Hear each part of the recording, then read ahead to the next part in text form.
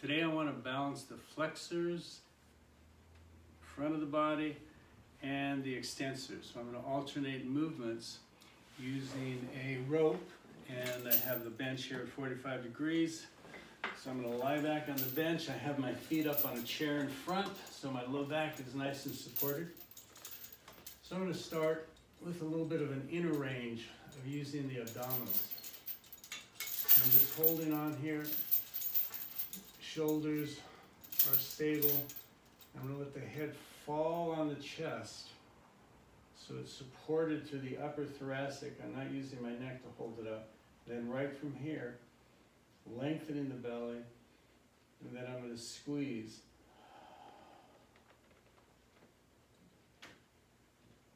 And I'm just stabilizing the arms. The chest is coming forward, and then when I lean back, stabilize the shoulders and push my back into the bench to come home.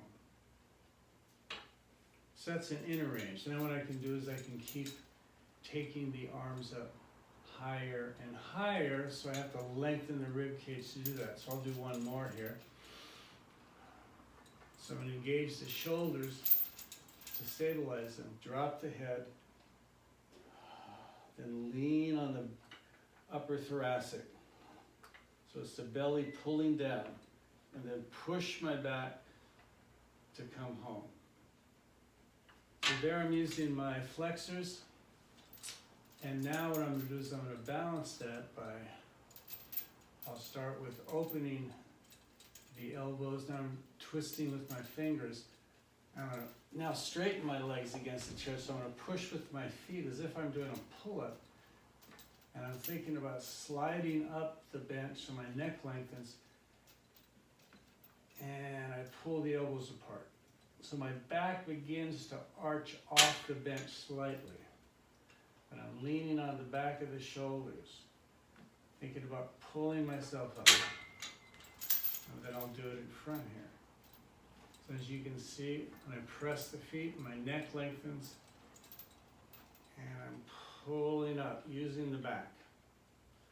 So I've just done the front and then the back. Now I'll just hold a little bit higher. This time I'm going to get the hands facing away and think about those armpits coming forward.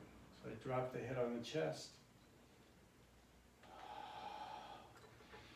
And the head only comes forward because the chest comes forward. So I don't want to start pulling my head forward. If I want to go further, I pull the elbows apart. So I just did that, and now I'm going to hold high with the hands, open the elbows, and feel like I'm going to pull the shoulders apart and pull apart. And I can also do it with the elbows forward.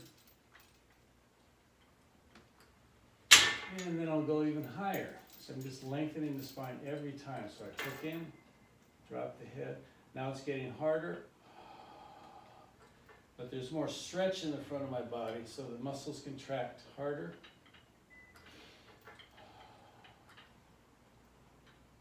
And I'll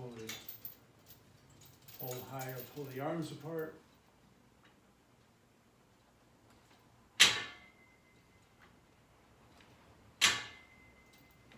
So I've kept my legs straight here, so I'm pushing out even in the flexion. I can have my legs straight. I started them here. But I can also just push them out straight as long as I have something to push against to stabilize my back. So now I'm going to stay up high again. So I'm going to lengthen even before I flex. So see, my spine is lengthened. I'm pulling the ligament that attaches to all the vertebrae, the anterior spinal ligament. So now the muscles are able to lengthen before they shorten. And now I'm going to lean back, and now I'm going to try to even arch off as if I'm going to arch on my head. So I lengthen the spine and then pull apart and try to arch my whole spine off. And then I lengthen, flex,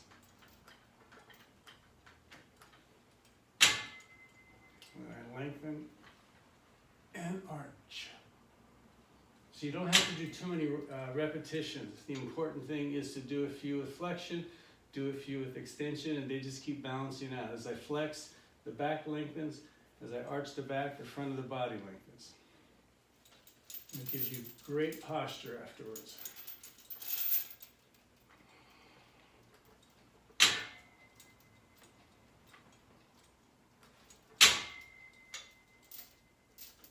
And then rest.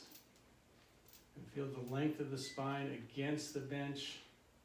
So I feel this nice length in the front of my body, but I also feel the contact in my back.